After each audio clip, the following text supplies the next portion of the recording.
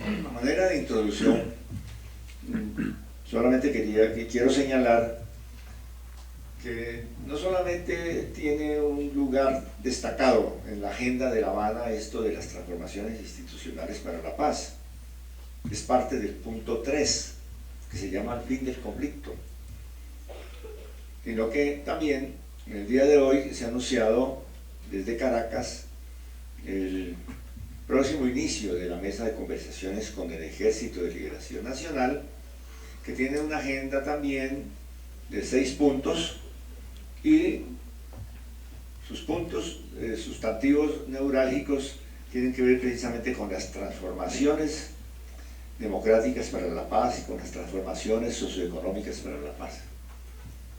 Eso es un gran interrogante, hasta dónde y cuál es el contenido de estas transformaciones.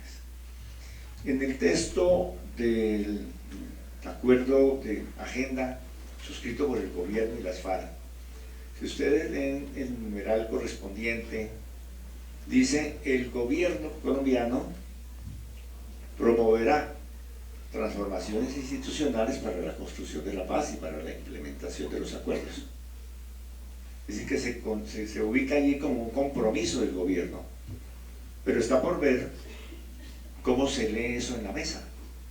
Si los compromisos que el gobierno asume de transformaciones institucionales los va a dejar consignados en sus lineamientos, sentido, su orientación general en el documento del acuerdo final, o si solamente es una declaración de voluntad, ir a hacer transformaciones institucionales, o si eso se va a detallar, está por verse. Curiosamente es de los temas que menos se ha debatido, pero resulta que no solamente está en el enunciado del fin del conflicto, punto 3, sino que en el segundo acuerdo, que tiene que ver con la participación política para la ampliación de la democracia, hay un número importante de consideraciones sobre transformaciones institucionales, políticas, que deben acompañar la implementación de los acuerdos y la construcción de paz. Es decir, transformaciones institucionales están enunciadas en todos los puntos de los acuerdos. En materia rural, por ejemplo, si ustedes ven, lo que hay son nuevas instituciones para la conducción de la ruralidad, pero no solamente desde el punto de vista de la tenencia de la tierra, sino que también hay enunciados sobre transformaciones institucionales en materia de derechos económicos, sociales y ambientales. Todos estos temas hay enunciados que son establecidos o formulados para la ruralidad, pero que sabemos no se puede hablar de salud universal y garantía de salud integral y derecho efectivo a la salud para la ruralidad y los campesinos sin que eso deje intacto la estructura de la ley 100 o la estructura general de un sistema como el sistema de salud, lo mismo en materia de pensiones, en todo. De modo que lo de transformaciones institucionales tiene de largo y de ancho en el conjunto de los acuerdos tanto de las FARC como el ELN. Pero para no entrar más en detalles, entonces vamos a ofrecerle la palabra a nuestros invitados para que hagan una presentación inicial sobre cómo ven esas transformaciones institucionales, cuál es su alcance, cuál es la necesidad, qué cabe dentro de los acuerdos y qué esperamos como una acción del conjunto de la sociedad en la fase posacuerdos. Y a partir de eso iniciaremos pues una conversación. Entonces le ofrezco la palabra al general para que nos dé sus opiniones. De nuevo le agradecemos su presencia.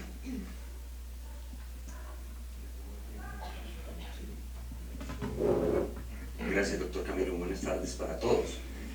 Doctor Armando, muchas gracias, y al Centro de Memoria por esta invitación y esta oportunidad para compartir con ustedes algunas apreciaciones desde mi experiencia. Actualmente dirijo el programa de acción integral contra minas antipersonas y coordino los 2 proyectos pilotos que se acordaron desde marzo del año pasado en la mesa de conversaciones de La Habana. 2 proyectos pilotos de descontaminación y limpieza del territorio en las veredas del Orejón, en el municipio de Briceño, Antioquia, y en la vereda Santa Elena, en el municipio de Mesetas, en el Meta. Allí hay 2 equipos multitareas, del cual hacen parte la FARC, cada uno tiene 4 delegados, cada piloto, y miembros del batallón de desminado humanitario, entidades del gobierno y una agencia humanitaria que es la Ayuda Popular Noruega, quien coordina todo lo técnico de estos 2 proyectos pilotos. Desde esa perspectiva, desde esa experiencia, quisiera compartir algunas ideas. Como parte del gobierno, siempre se busca transformar y hacer las cosas distintas a como se han venido haciendo.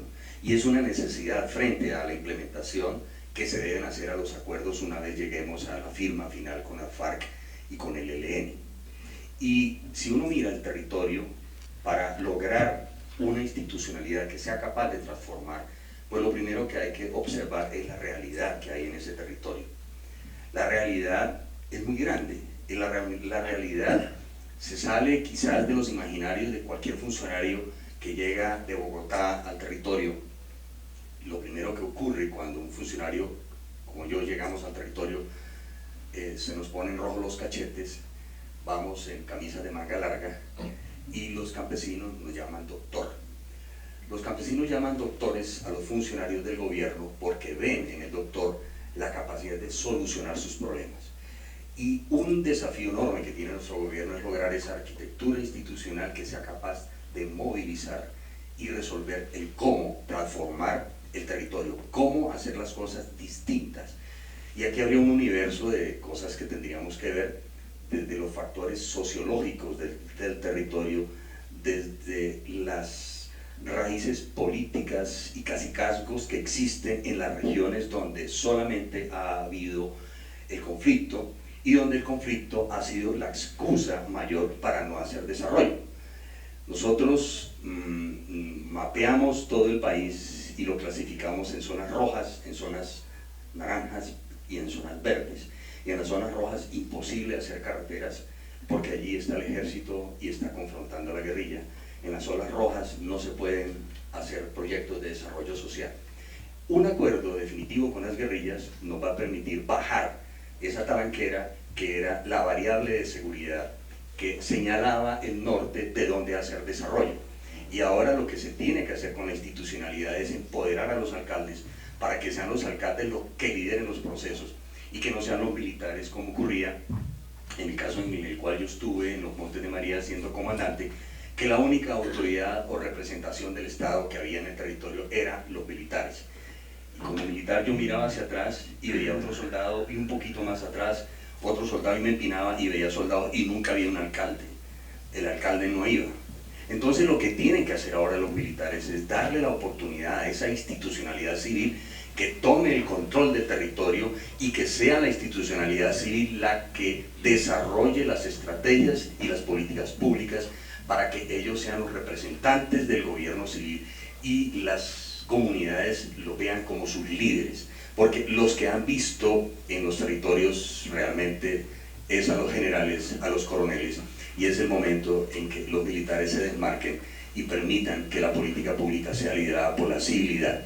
Y frente a esas realidades, lo que ha habido allí en esos territorios es presencia de la FARC, presencia del ELN, y había un status quo de cualquier manera donde la comunidad ya se acostumbró a vivir con ese status quo. Lo que debe ocurrir ahora entonces es que tengamos capacidad de que la institucionalidad nueva, o más bien la institucionalidad, cumpla al pie de la letra lo que dice la Constitución. Es que no habría que hacer transformaciones si cumpliéramos al pie de la letra la Constitución. La Constitución es sabia y dice qué es lo que hay que hacer en el país, cómo se deben desarrollar las entidades, cómo se deben desarrollar las instituciones y cómo deben actuar las instituciones en función de los derechos de los ciudadanos. Y en los territorios donde vamos a implementar los acuerdos, pues ha habido poco Estado y pocas libertades.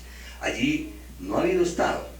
Y cuando lleguemos a esos territorios, pues para las instituciones va a ser algo como llegar a la luna, porque los problemas que tenemos que solucionar van a estar en sitios donde nunca ha habido Estado. El Estado lo constituye el territorio, la población y las instituciones. Allí ha habido territorio en disputa, en confrontación, y ha habido poblaciones a merced del conflicto, en la mitad del conflicto armado. Entonces yo creo que las instituciones tienen un reto muy grande. Las instituciones tienen que saber leer el territorio y las instituciones tienen que saber responder a las demandas de la comunidad y a las vocaciones del territorio. Ya no es válido que las instituciones lleguen con funcionarios desde Bogotá, desde Medellín, desde las capitales, sino que las alcaldías rurales sean las que hagan esas lecturas y se les dé la capacidad a esas alcaldías locales. Es decir, debe haber una descentralización del poder y de los recursos, de tal forma que sean los alcaldes, con la visión que tienen sus comunidades, las que construyan el futuro de la región. Y me permito referirme a lo que he visto en El Orejón y en Santa Elena. Cuando recibo la orden de La Habana, vaya a El Orejón e implemente este acuerdo, llegamos inmediatamente, y el primer error que cometimos es no haber hablado con el alcalde ni con el gobernador. Aterrizamos allá en El Orejón con los desminadores, con la FARC, y comenzamos a avanzar. La semana siguiente nos reunimos con la comunidad, visitamos al alcalde y visitamos al señor gobernador de Antioquia. En la oficina del señor gobernador de Antioquia le expusimos lo que íbamos a hacer en El Orejón y le contamos las necesidades que ya nos habían contado la comunidad.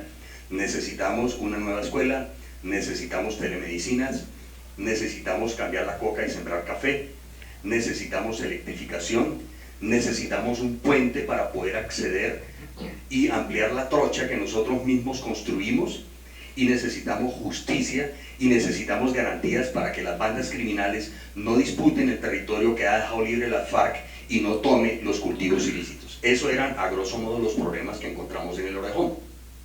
La primera pregunta que nos hace el señor gobernador: ¿ustedes por qué fueron tan tímidos y no tomaron todo el municipio de Briceño, que tiene 30 veredas, para hacer lo mismo que ustedes van a hacer en El Orejón? Nosotros en Antioquia tenemos suficientes recursos para ayudar y para poder apoyar el proyecto piloto. Y le dije: señor gobernador, el acuerdo es una sola vereda, 9 kilómetros cuadrados, 85 personas, 25 familias. Y comenzamos a trabajar allí. En la medida que pasaba, nuestra mayor preocupación era quitar las minas, pero todos los días recibíamos la carga social de que me falta la escuela, de que me falta aquello y que me falta lo otro. Entonces hicimos un plan para poder responder a esas demandas de las comunidades, y nos pusimos a la meta de hacer una nueva escuela, nos pusimos a la meta de construir un puente, nos pusimos en la meta de hacer una carretera que llevara a las comunidades y tuvieran acceso a los mercados para que sacaran sus productos hasta Briceño, de hacer lo que nos había dicho la comunidad. Marzo del año pasado, marzo de este año, un año y no hemos hecho la escuela. Entonces yo iba donde el gobernador en diciembre y le decía: señor gobernador, usted me dijo que por qué no fui más ambicioso de llegar a todas las veredas de Briceño. Y yo le decía: hagamos el piloto y pongamos el experimento para ver qué capacidad tenemos nosotros de responder para hacer una escuela con respuesta rápida. Y me pregunta el señor gobernador: ¿y qué es para usted respuesta rápida, general?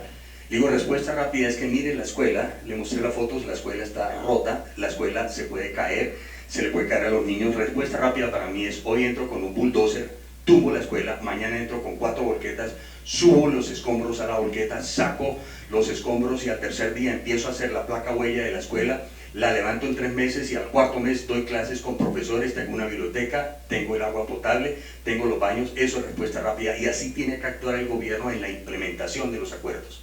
Eso es respuesta rápida.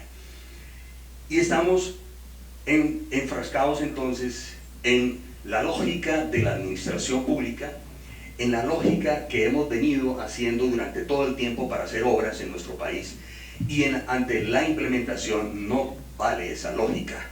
No vale esa lógica, porque si nosotros como gobierno no somos capaces de responderle a las comunidades con la institucionalidad suficiente, ágil, con celeridad a los territorios, lo que va a suceder en 2 o 3 años es que vamos a tener la protesta social en nuestras calles, en nuestros parques, en nuestras plazas, y nos van a cuestionar que por qué como gobierno no fuimos capaces de responder a lo que históricamente había en los territorios. Y en los territorios son los territorios rurales, los 7 millones de campesinos que tiene el país. Todos los municipios rurales tienen el mismo problema, y todas las veredas como El Orejón tienen el mismo tipo de problemas de las veredas donde vamos a ir a hacer desminado humanitario y donde se van a hacer las estrategias de respuesta rápida y donde tenemos que implementar el posconflicto. Entonces, frente a la pregunta de cómo hacer transformación institucional, yo creo que la respuesta es muy difícil de dar. Tendríamos nosotros que tener instituciones comprometidas hasta los tuétanos con un conocimiento muy claro del problema del territorio, y es que los campesinos no necesitan que se les resuelvan todos sus problemas. Cuando uno le pregunta al campesino de todo eso, ¿qué es lo que más le interesa? Ellos quieren ver algo palpable, ellos quieren tocar la obra, ellos quieren ver algo que ya se les resuelva. Y si nosotros no somos capaces de responder a lo que el campesino quiere en esos territorios donde ha habido conflicto, pues la institucionalidad, por moderna que sea, va a ser cuestionada siempre. Ese es el riesgo y el temor que tengo, y lo mismo nos ha ocurrido en la vereda Santa Elena, en el municipio de Mesetas.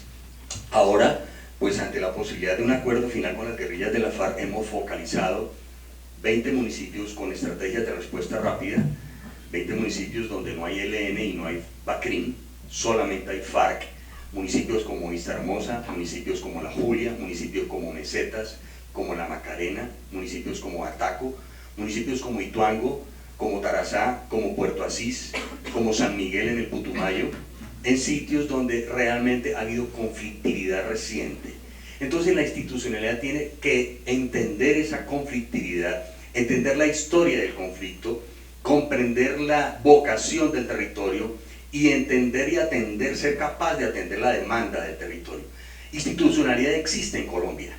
Necesitamos que la institucionalidad esté llena de funcionarios eficientes y que la institucionalidad sea capaz de responder al cómo atender las necesidades de la comunidad, que los recursos fluyan de una manera mucho más rápida y que la fuerza pública se ponga al servicio de la comunidad. Las capacidades de la fuerza pública tienen que estar en función de la comunidad. La fuerza pública no debe ser como en el pasado, que era la que coordinaba todo. Yo coordino la reunión, yo le digo al secretario qué hacer. No, el alcalde es la autoridad que debe mandar, y tenemos que empoderar al alcalde para que sepa usar las capacidades institucionales.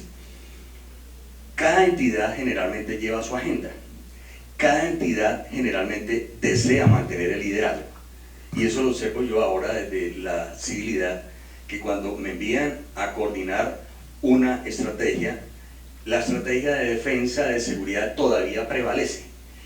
Tenemos que empoderar a los alcaldes para que sean ellos los que hagan que esa estrategia se cumpla, ya con visión mucho más civilista, humanitaria, que la misma capacidad que tienen las fuerzas militares. Entonces, esos riesgos de la nueva institucionalidad, en mi opinión, están en la poca inacción que podrían tener las instituciones que van a implementar, y el estímulo que tendría la protesta social frente a la incapacidad de las instituciones.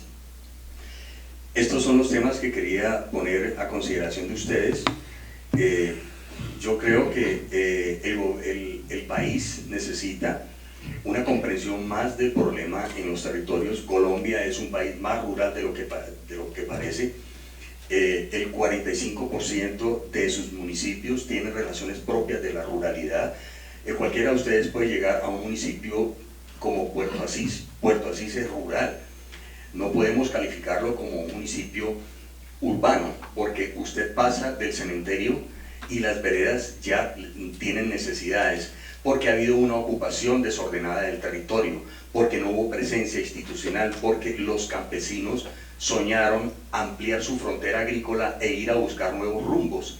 Y cada campesino que se instaló trajo a sus familias y se puso en cualquier pico de una montaña, y ahora formaron veredas y formaron conglomerados humanos, y cada conglomerado humano necesita carreteras, luz, energía, bienes de uso público y restitución de derechos, y eso cuesta dinero. Y cuesta también tener una institucionalidad eficiente que comprenda las angustias que tienen los territorios rurales. Muchas gracias.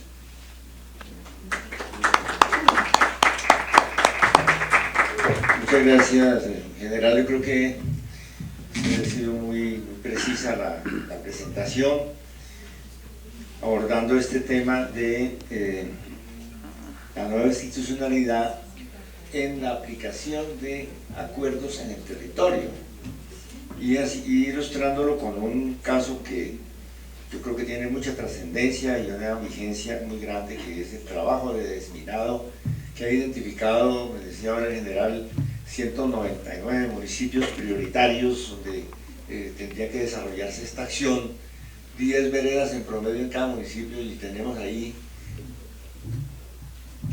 1990 grupos que se necesitarían. Y si ustedes piensan lo que dijo el general de las necesidades institucionales, los criterios para esos 199 municipios, podríamos preguntarnos frente a otros ejemplos de implementación de los acuerdos. Por ejemplo, en el tema de tierras para la población desplazada. En el trabajo que comentamos en otra sesión de la nación desplazada del Centro Nacional de Memoria Histórica, utilizan el título del libro La Nación Desplazada para sustentar que todos los municipios de Colombia han tenido un impacto de desplazamiento y de abandono forzado de tierras, y por lo tanto lo que se reclama para el caso de los municipios, de intervención en los municipios donde hay un tema de desminado, pues habría que pensarlo, la problemática cuando se trata de hacer catastro, cuando se trata de hacer inventario de las tierras, quiénes de esos campesinos van a retornar, qué pasa con las tierras abandonadas, toda esa problemática. Y ya vamos nosotros en que en la ruralidad toda y en todos los municipios de Colombia tenemos la misma problemática. Entonces, y así podríamos ir mirando en cada uno de los temas de los acuerdos. Esto lo menciono para señalar que lo que a veces analizamos en una particularidad nos remite inmediatamente a los problemas más generales. Y por eso quiero darle la palabra a la doctora Manuel Novoa para invitarlo, seguramente porque ese de sus trabajos y su antecedente, a que nos ilustre sobre cuáles son los elementos más críticos de necesidad de transformaciones institucionales ya en el plano de ampliación de la democracia, de funcionamiento de las instituciones y de una perspectiva de nuevas instituciones para la construcción de paz.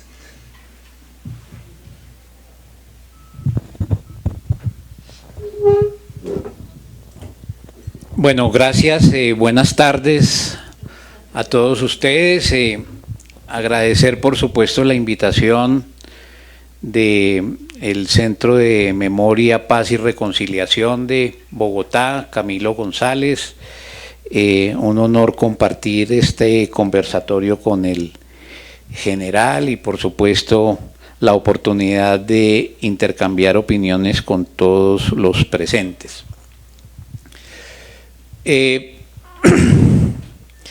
Bueno, yo quisiera plantear algunas ideas para, digamos, ubicarnos en el sentido de este intercambio de opiniones. Lo primero es que creo que con el anuncio del día de hoy de abrir una mesa de conversaciones entre el gobierno nacional y la guerrilla del ELN, que se suma a los diálogos que se adelantan actualmente en la ciudad de La Habana, nos colocan, creería yo, en un escenario inédito para la democracia en Colombia. Y para no ahondar en reflexiones innecesarias, tendríamos que decir que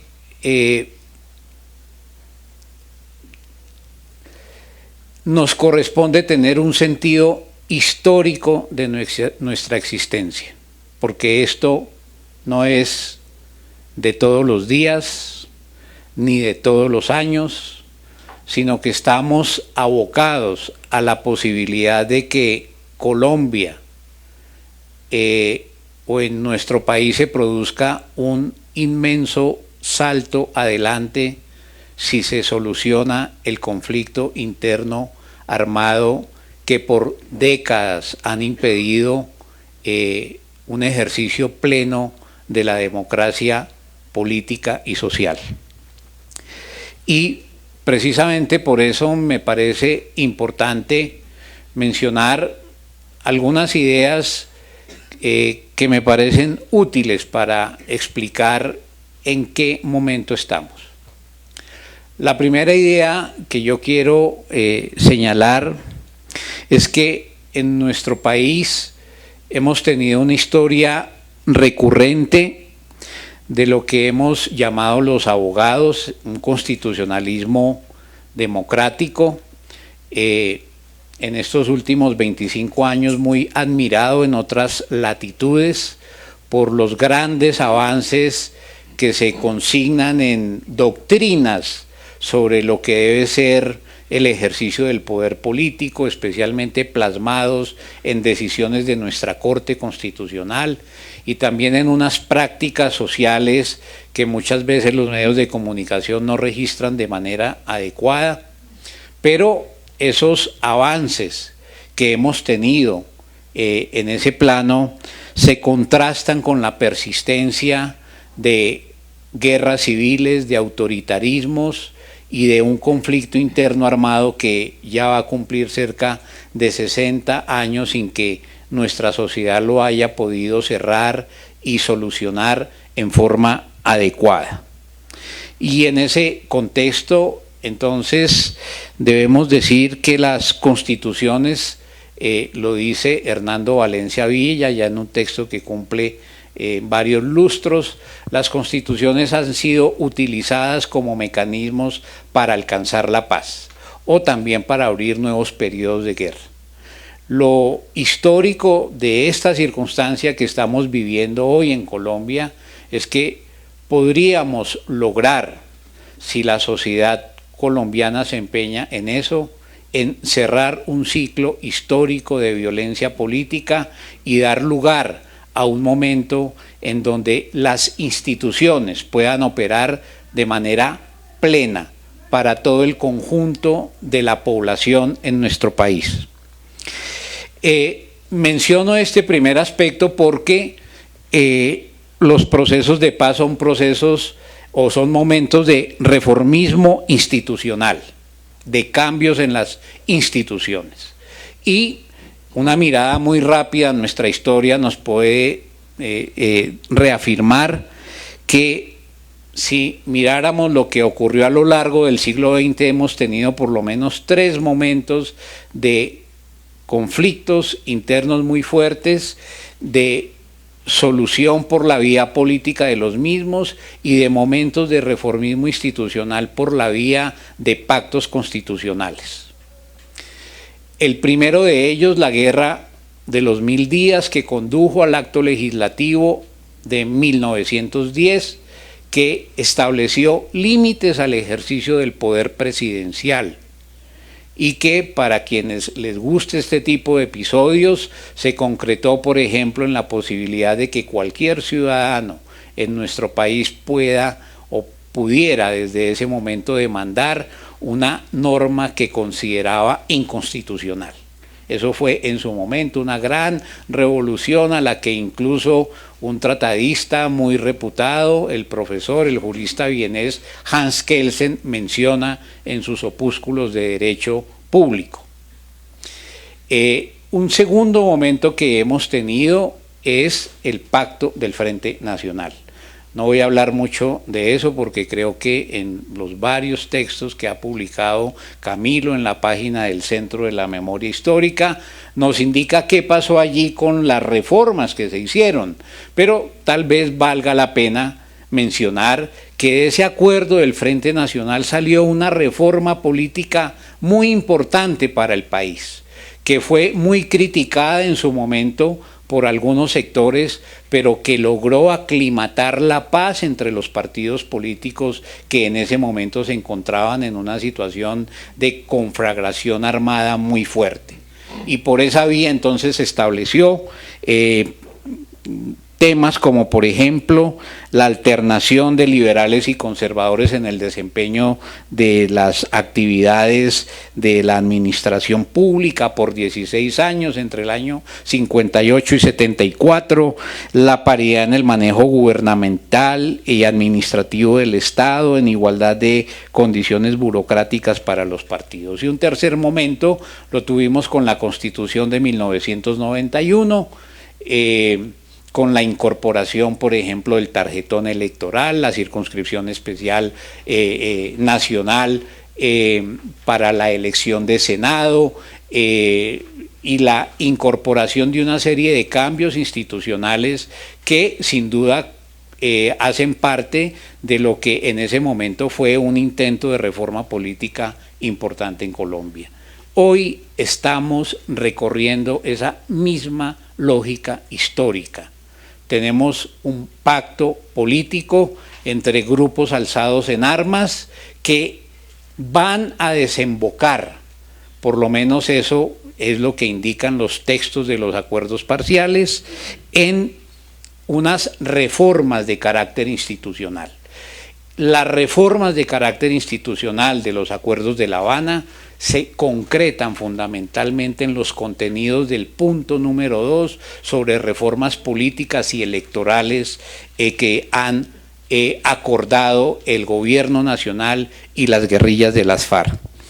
Y si pudiéramos resumir en pocas palabras el contenido, digamos, o la caracterización de esos acuerdos, tendríamos que decir que son acuerdos para lo que se llama en ellos mismos una apertura democrática, que contempla puntos como los siguientes: la garantía del pluralismo político, el fortalecimiento de movimientos y organizaciones sociales, el respeto por el ejercicio de los derechos de la oposición política, dentro del cual se le da un lugar muy relevante a la seguridad integral física de quienes ejercerían el derecho a la oposición, la posibilidad de que exista una distribución más equitativa en el acceso a los recursos públicos por parte de las distintas agrupaciones políticas,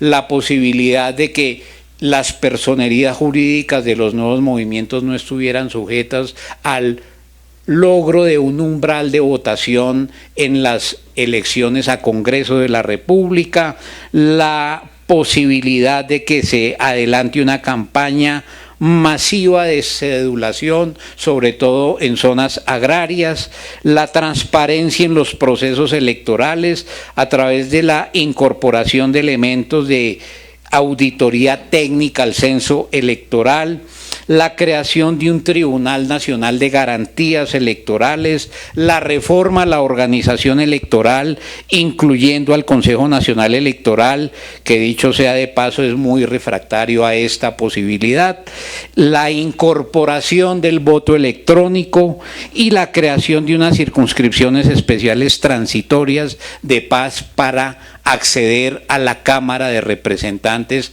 Son algunos, entre muchos otros, los puntos que me parecen que nos indican que estamos en un momento de alto reformismo institucional y que ese reformismo institucional tiene como propósito la ampliación de la democracia política, el fortalecimiento del pluralismo y el respeto a los derechos de las minorías.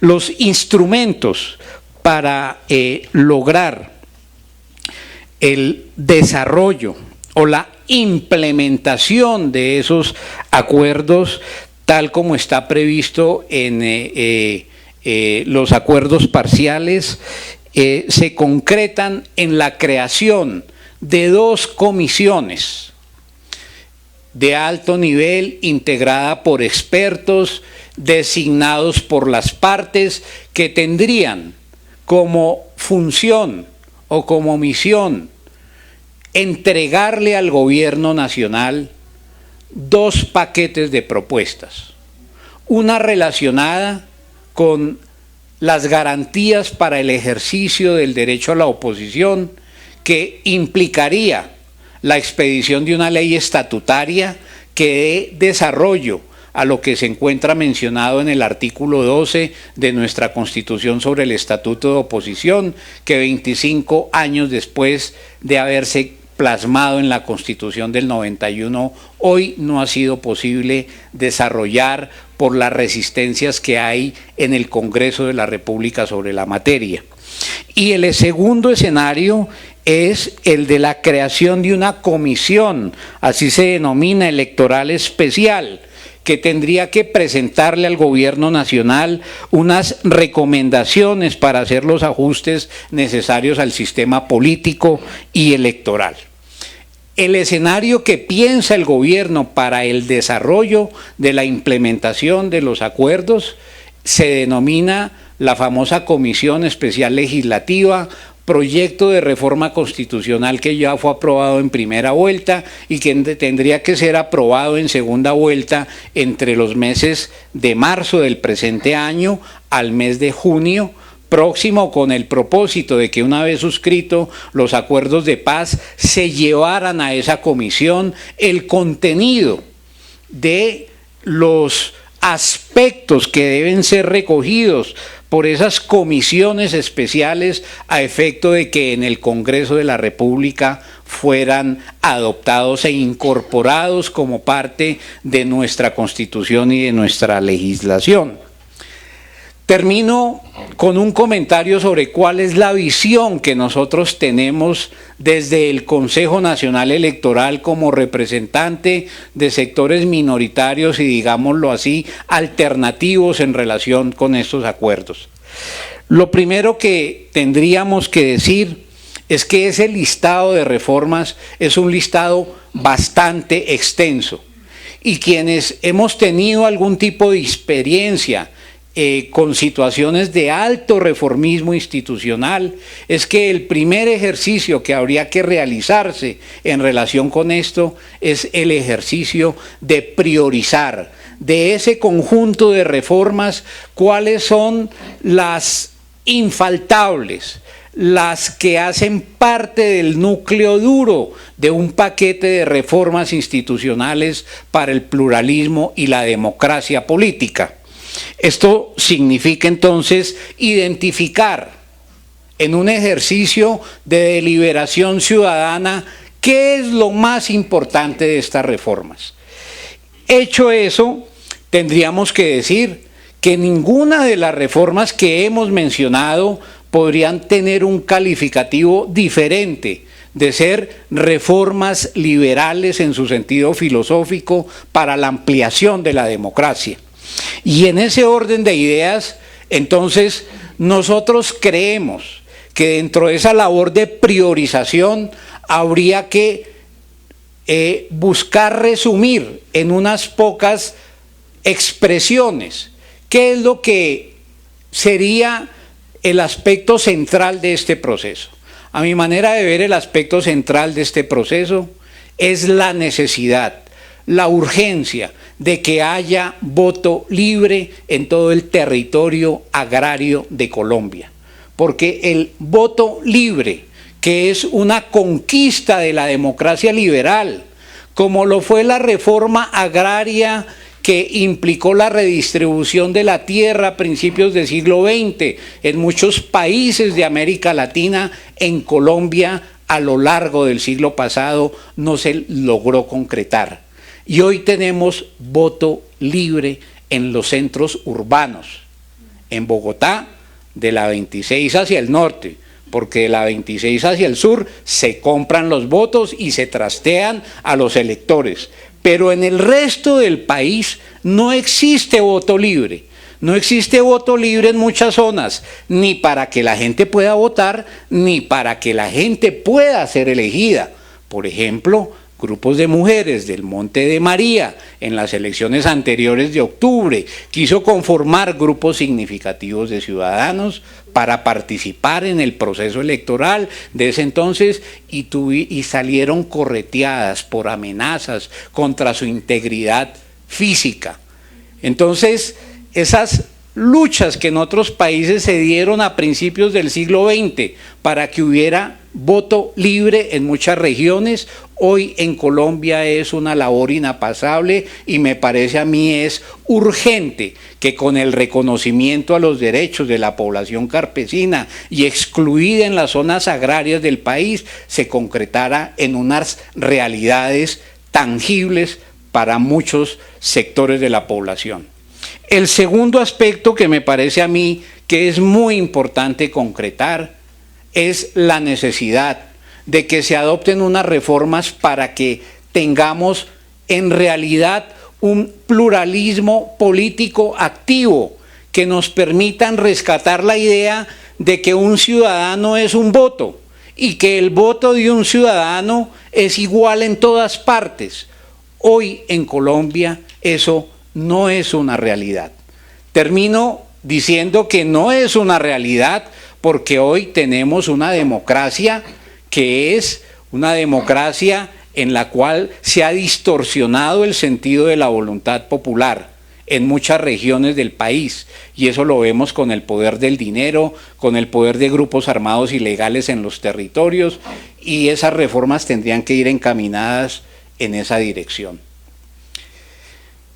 El núcleo duro de esta reforma es el tema de cómo se construye un poder electoral autónomo e independiente, porque reformas electorales que queden planteadas en el papel, sin organismos de control suficientemente autónomos e independientes, se convierten en un saludo a la bandera. Y por eso va a ser tan importante explicarle a la sociedad colombiana que al lado del pluralismo, al lado de la lucha por el voto libre en las regiones, es necesario crear un poder independiente que represente a toda la sociedad y no solamente a los voceros de los partidos tradicionales. Poco harían las guerrillas de las FARC y del ELN si deciden reclamar una representación minoritaria en esos organismos electorales, porque eso no cambiaría la ecuación del poder. Por ejemplo, en esa discusión vamos a tener que mirar cómo se organizan las elecciones en Colombia. ¿Por qué razón las elecciones en Colombia están tercerizadas? ¿Y por qué las empresas que manejan la organización de las elecciones son grandes grupos económicos atados a poderes presidenciales que le quitan toda transparencia al proceso de la organización electoral? No es posible que en Colombia no haya voto libre ni voto electrónico, porque hay unos intereses creados a los que les interesa que sigamos votando con papel, que se demoren los escrutinios 3 días, que en ese proceso de escrutinios y conteo de los votos se cambie el sentido de la voluntad popular, porque detrás de eso hay unos poderes económicos muy fuertes. Y hasta que eso no se cambie, las otras reformas que están planteadas en los acuerdos no vamos a lograr que sean una realidad tangible para toda la sociedad colombiana. Muchas gracias.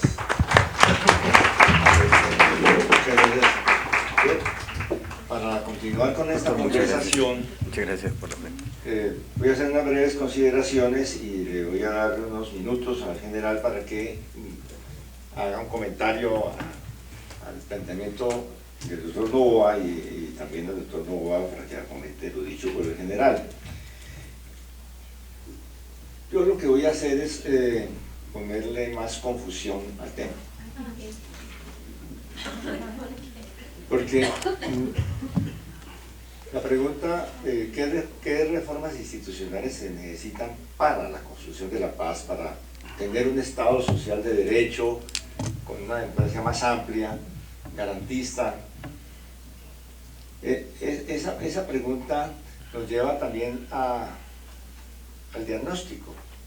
¿Qué pasa con el funcionamiento de las instituciones en Colombia? ¿Qué instituciones en Colombia habría que reformar para que efectivamente funcione la democracia y se conjure la violencia como forma de relacionamiento en la sociedad, como fuerza productiva para los negocios o para la construcción de poderes. Y entonces, si nosotros miramos el conjunto de la configuración del régimen político y del Estado colombiano, nos damos cuenta que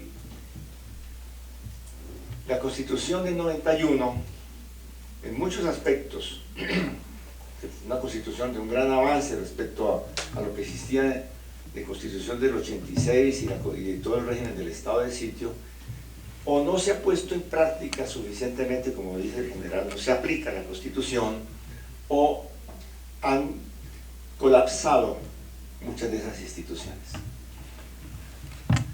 El doctor Novoa nos pone un ejemplo de una forma contundente de la manera como no existe en Colombia ni voto libre ni un régimen de democracia representativa. No hay democracia representativa. Existe una formulación de la estructura del poder con un congreso, con unas instancias de democracia representativa, pero la vida de las instituciones, la práctica de las instituciones indica que ese funcionamiento está completamente viciado, que se trata de un régimen de democracia cooptada, corporativizada, de intereses de diferente orden que han cooptado las instituciones. ¿Sí? A todo nivel, desde el Congreso de la República hasta los consejos en los municipios, la corrupción electoral y los diferentes poderes que no permiten que funcione la democracia representativa.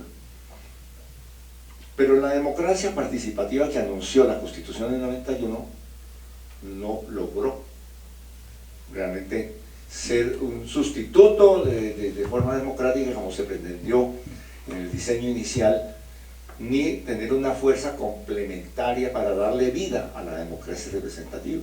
Hoy tenemos la gran discusión a propósito de cómo se refrendan los artículos y referendos y consulta sin plebiscito, y cada discusión trata de decir esto no se puede porque es muy difícil, es impracticable, fue mal diseñado, el umbral no sirve, 50% del censo electoral para un plebiscito, 30% creo que para consulta, 25% para referendo, no se puede lograr, es decir, el diseño no funciona, la mecánica electoral, no ha habido un ejercicio efectivo que uno diga en 16 años se enriqueció la democracia representativa y el ejercicio democrático en Colombia porque fue atravesado por la democracia participativa. Hay consejos participativos para todo.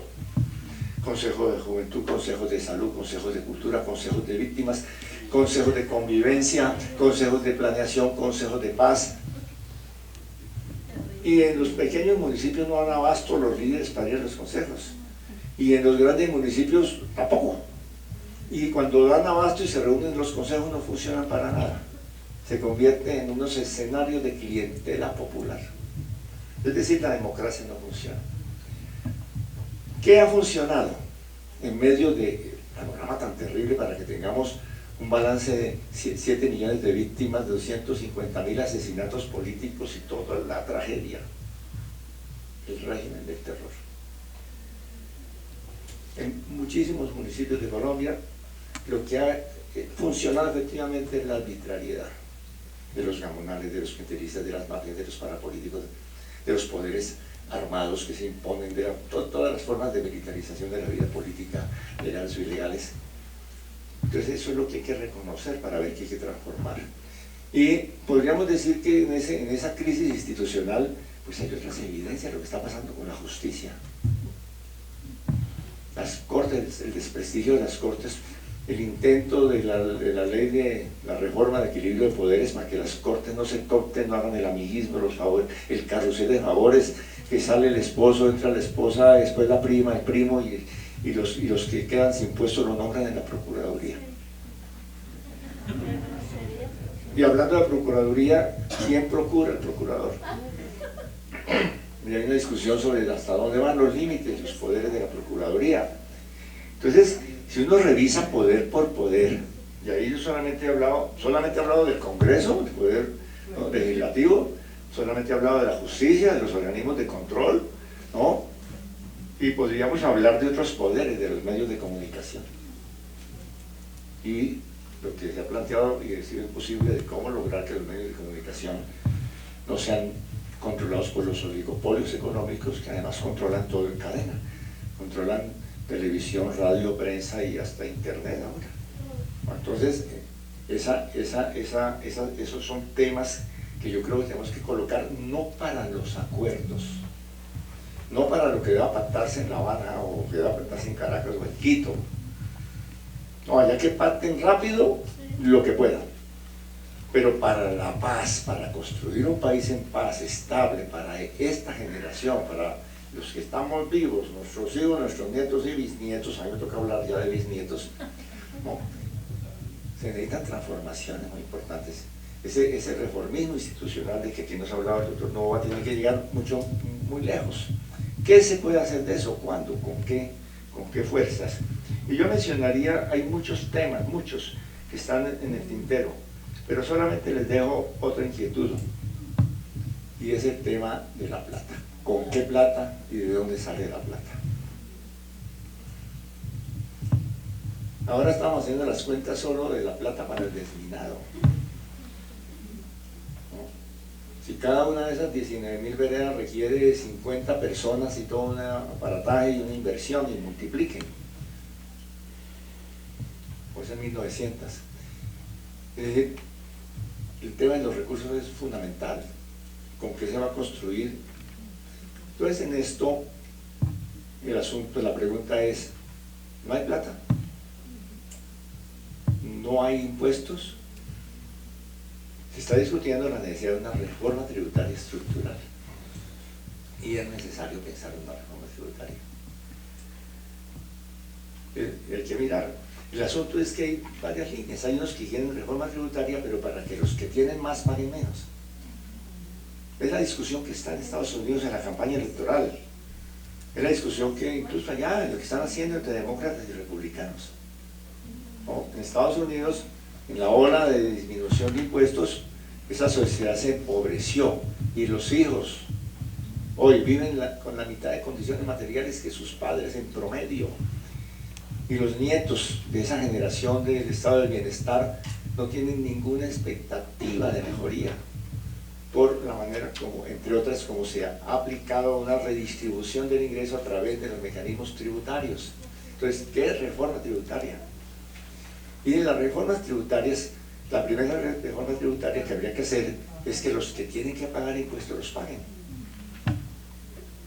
Porque resulta que todo el sistema tributario, como el sistema de contratación, todo está atravesado por la corrupción, la evasión de impuestos. Yo les pongo un ejemplo. Cuando el más rico de Colombia era el grupo de la familia de Jorge Mario Santo Domingo, hicieron el gran negocio del mundo cuando hicieron la venta de Avianca. No pagaron un peso de impuesto en Colombia. Y antes tampoco pagaban. ¿Por qué? Porque todos los aviones estaban matriculados en una empresa en el extranjero, una de Estados Unidos. Y si ustedes le preguntan a las grandes empresas colombianas dónde tienen sus casas matrices, en Panamá, no pagan impuestos. Entonces, primero tener un acuerdo, hay que pagar impuestos. No que les pongan más impuestos, no. Que paguen los impuestos que actualmente están establecidos.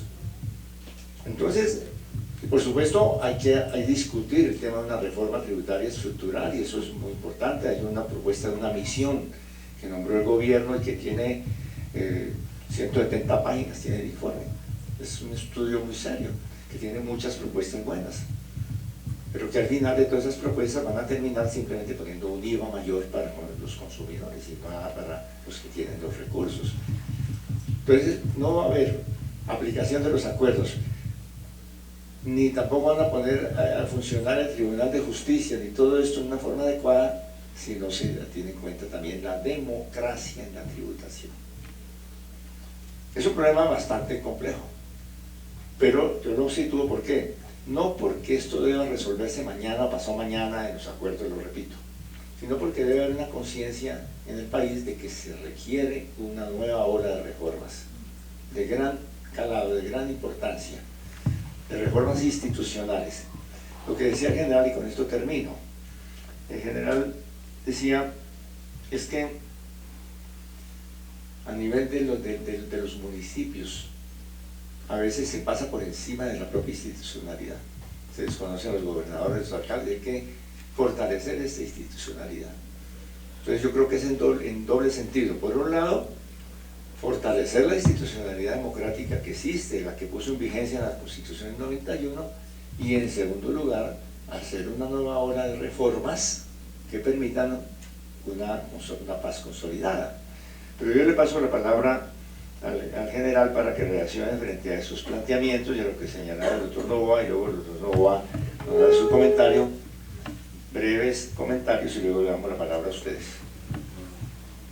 Gracias, doctor Camilo. Sí lo puso muy complicado, pero quiero ser breve, por favor. ¿Qué habría que reformar? Yo pienso que hay que pasar de la filosofía a la acción. El país está sobrediagnosticado. En cualquier territorio se le da enter al computador y sale la lista de problemas y la lista de proyectos. En Colombia los contratistas hicieron carreras y nosotros contratamos contratistas para que vayan al territorio a decirnos cuáles son los problemas y vengan y expongan aquí en la Casa de Nariño con lujo de detalles la problemática. Unos muchachos o personas, qué pena con los bogotanos, pero van allá a los territorios y vienen y hacen su exposición, que cuesta mucho dinero, pero en cada alcaldía existe toda la información suficiente de la historia de los problemas y cómo se deben resolver, pero hacemos reprocesos, volvemos, investigamos, volvemos y pagamos costos cuando sabemos cuánto cuesta el puente, cuánto cuesta la carretera, en fin, solo habría que subirle lo que subió en el año el costo de vida, y ahí está, cualquier información la tenemos, pero tenemos el sobrediagnóstico.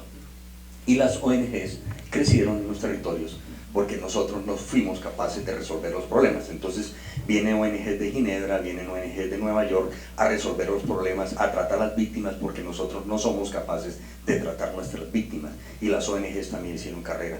Un ejemplo es en Monte de María, hay cerca de 50 ONGs, porque el gobernador de Bolívar y de Sucre no se ponen de acuerdo, y como ya se terminó el conflicto armado en los Montes de María, entonces el de Sucre dijo, a mí me interesa La Mojana, y el de Bolívar dijo, a mí me interesa el sur de Bolívar, cuando el sur de Bolívar debería ser otro departamento, porque el gobernador lo pasa allí en Cartagena, y para ir al sur de Bolívar, para ir a Santa Rosa o a Cimití, él tiene que tomar una lancha en Magangué o subirse en un avión que le preste la Armada para llegar allá. Y habría que hacer una reforma del territorio, un nuevo ordenamiento geográfico de acuerdo con la experiencia que hemos tenido en los territorios.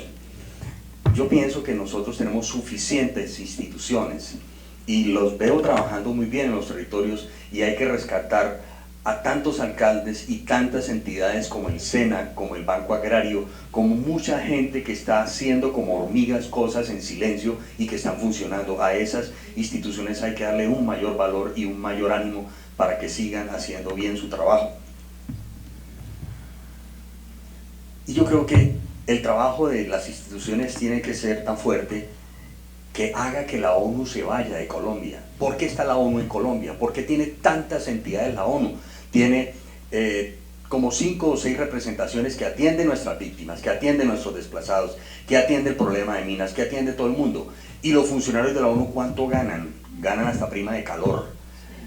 Nosotros necesitamos ser eficientes porque somos capaces de resolver el problema. Nosotros tenemos suficiente talento humano, suficiente inteligencia, pero esas entidades tienen que irse del país cuando nosotros seamos capaces de resolver el problema, y tenemos que decirles váyanse rápido porque no somos capaces de ejecutar.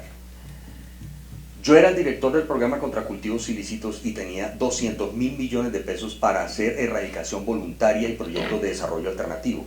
Y como las instituciones no son capaces de ejecutar, porque nos blindamos tanto contra la corrupción que creamos mecanismos para que no se haga ejecución, uno no puede. El año pasado no pude ejecutar mis presupuestos sino hasta noviembre, porque hay una burocracia enorme para uno poder ejecutar el presupuesto, y al final lo ponen a uno a correr que en noviembre ejecute en 2 meses lo que debió ejecutar en todo un año.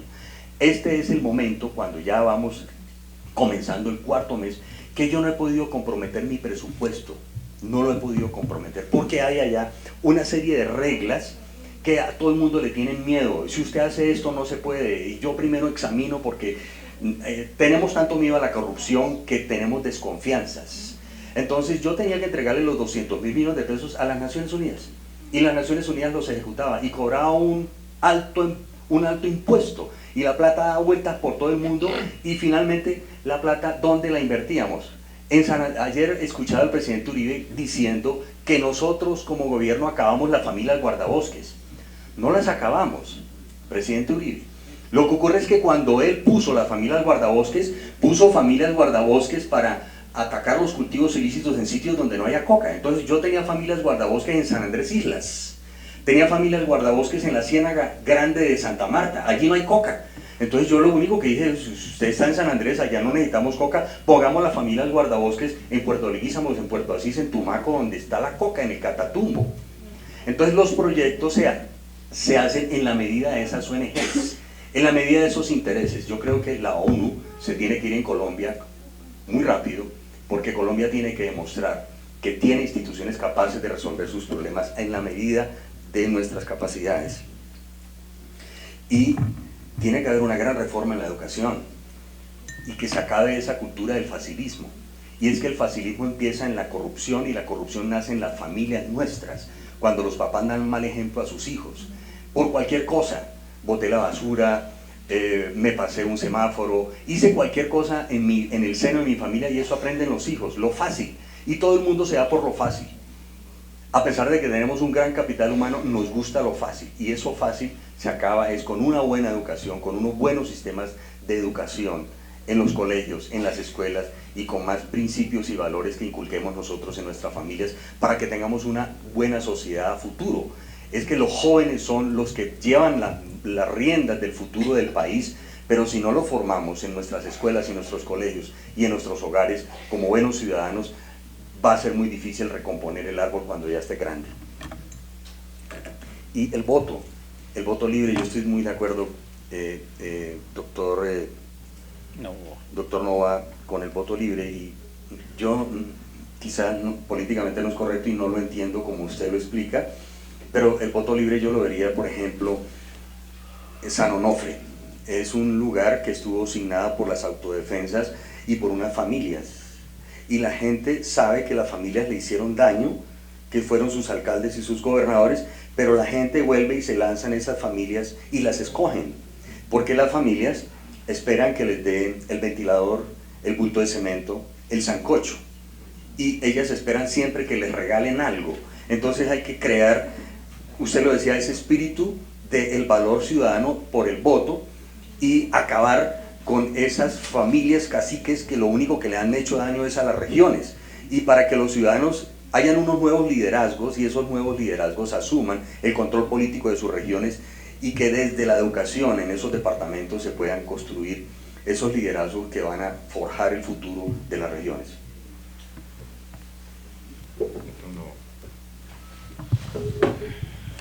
Bueno, por estos días siempre se tiene la tentación de incurrir en lo que uno podría llamar el síndrome fiscal, que es hablar de todo,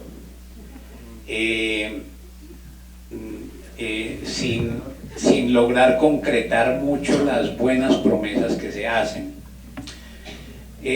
Uno de los aspectos a los que yo le temo en coyunturas históricas de esta naturaleza, que tiene sin duda aspectos muy positivos, como por ejemplo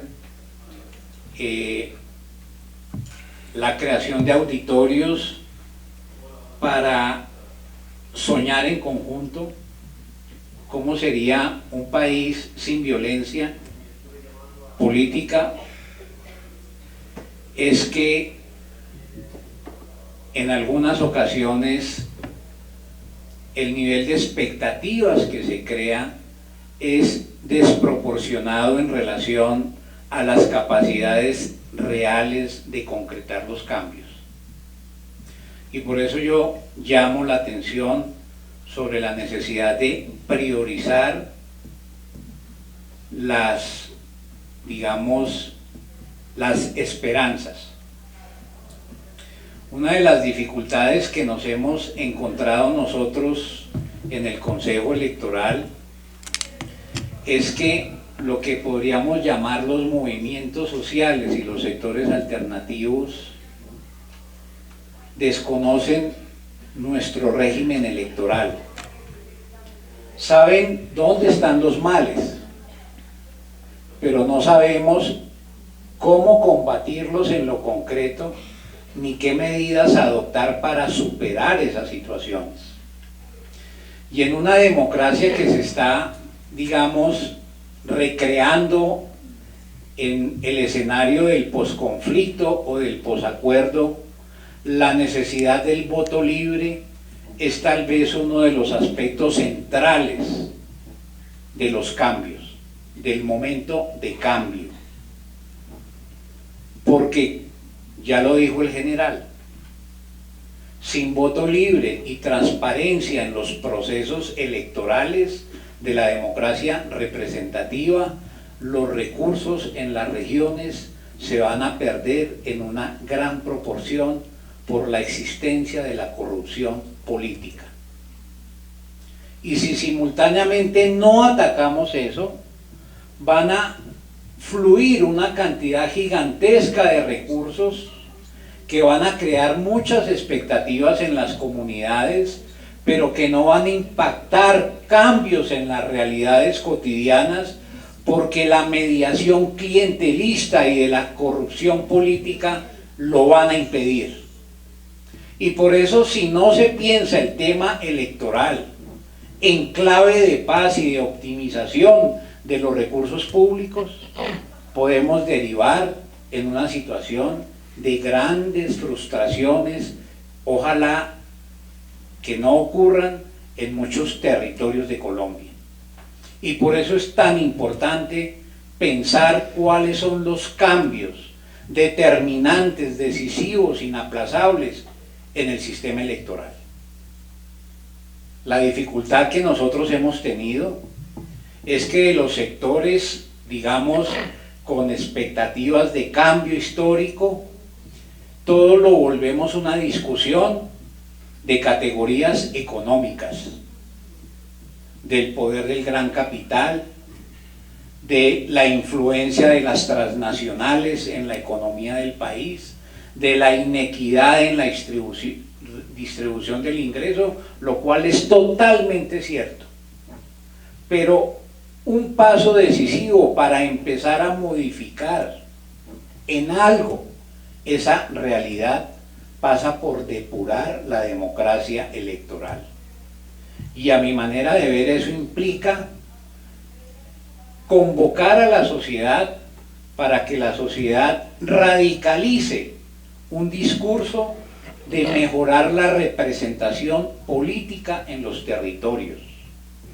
Si eso no cambia, va a ser muy difícil cambiar la ecuación del poder en Colombia. Antes de ayer, un periodista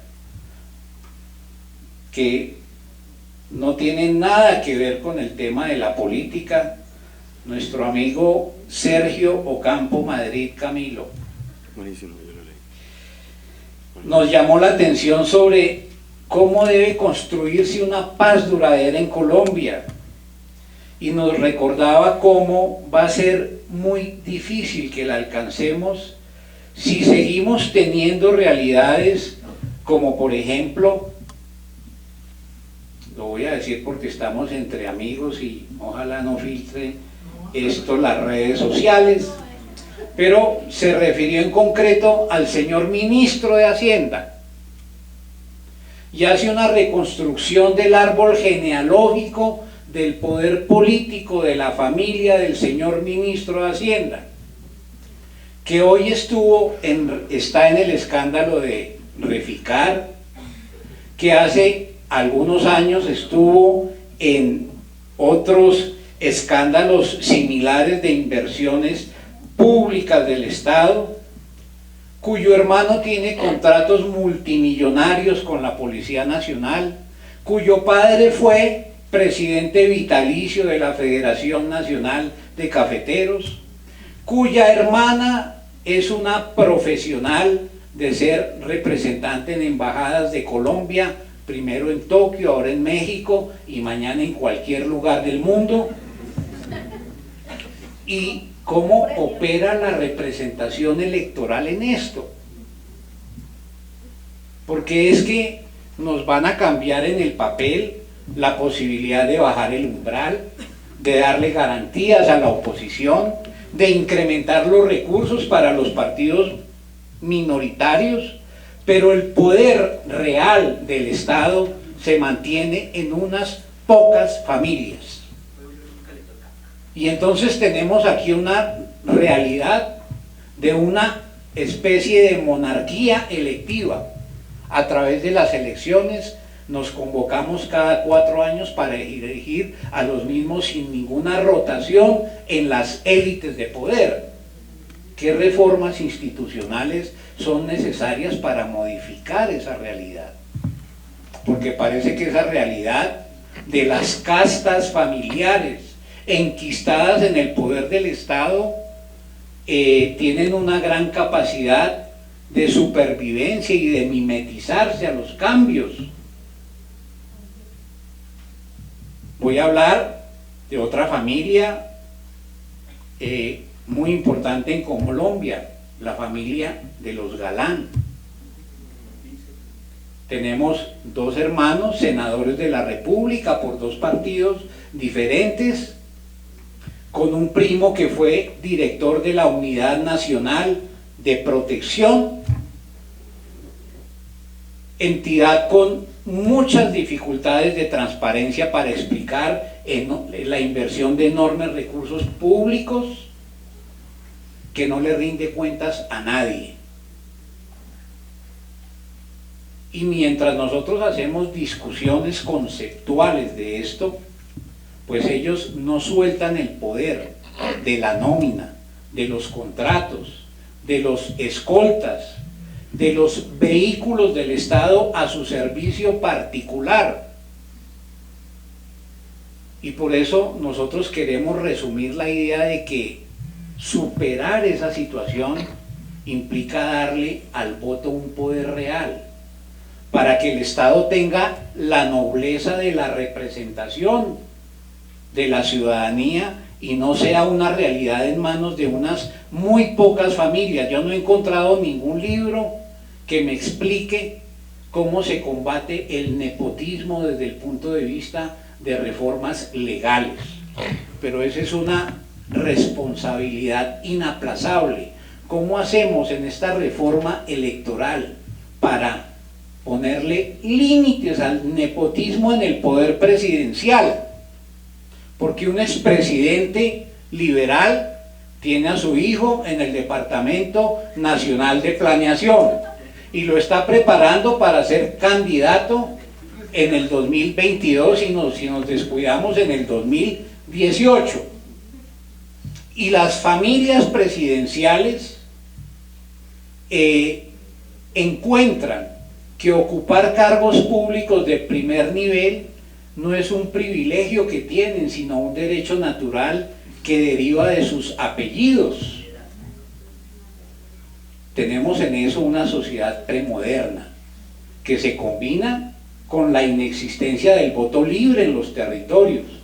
Y por eso yo le doy tanta importancia a que hagamos reforma electoral en los municipios, a que busquemos la creación de una institucionalidad en la que los ciudadanos, además de tener organizaciones de su creación, puedan ejercer el voto. Porque es que esa es la esencia de la democracia liberal, el poder que da el voto. Y en Colombia, desafortunadamente, no hemos logrado hacer realidad ese principio. En la organización electoral tenemos que hacerlo. Pero mire, Camilo, en las elecciones de octubre del año anterior tuvimos un fenómeno 2015 de transhumancia electoral, es decir, de inscripción de electores en municipios distintos a los que viven, de 1,5 millones de cédulas. Si a cada persona que incurre en esa práctica se le reconoce un estipendio de 50.000 pesos, significa que en las elecciones de octubre solamente por transhumancia tuvimos 500.000 millones de pesos que circularon en efectivo para lograr el poder local en gobernaciones, en alcaldías, en consejos municipales y en asambleas. ¿Ustedes creen que de la conformación de ese poder político territorial podemos esperar sintonía con el escenario del posconflicto? Vamos a tener nuevas fuerzas que se van a encontrar, general, con una muralla de cemento que va a impedir que los recursos fluyan a los territorios, porque el fenómeno creciente de la transhumancia nos está demostrando que eso en este cuatrenio, por lo menos con esta realidad, no va a ser posible. Y voy a otra idea.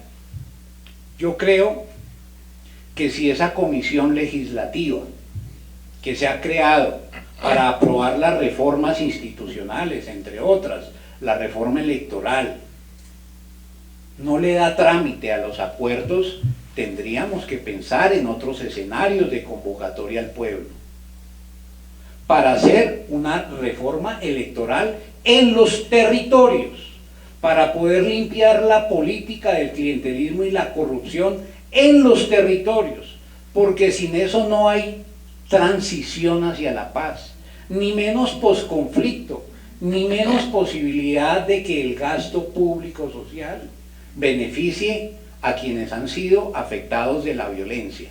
Y eso, a mi manera de ver, empieza porque haya voto libre y porque hayan autoridades electorales que garanticen el voto libre.